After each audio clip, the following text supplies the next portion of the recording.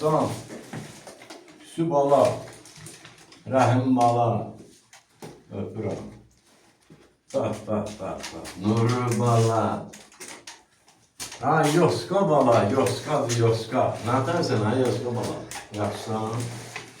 Süb bala hazırıq. Buyur.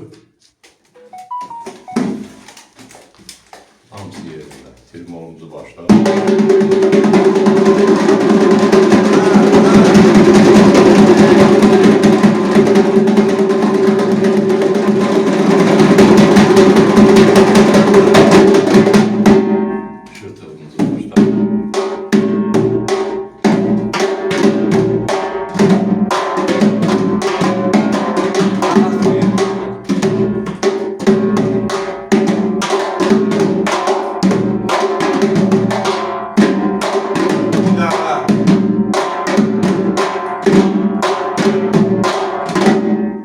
İndi qoş şapalarımızı salın.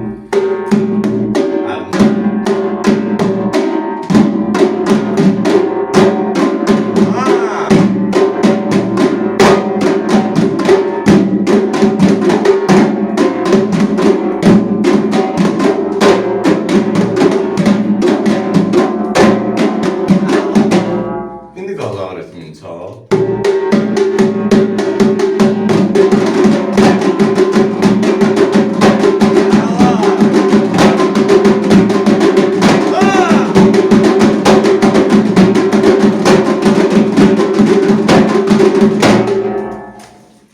Sağ ol Ayşe bala.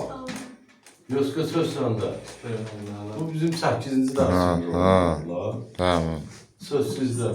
8 dərsə. Sağ ol Ayşe bala. Çox sağ ol.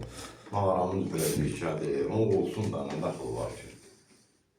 Bax, görülən işlər, görülən balağınlar. Neden malum yaşayış yeri, Gəncə şəhəri iş yerimizdən Yoxçular Mədəni Sarayının qapısı xalqın bağlarının üzünə açıqdır. Biz hazırıq qəbul edək. Nəyi biliriksə də tələbələrlə paylaşaq. İndi bir dənə də tirmolumuzu sağ.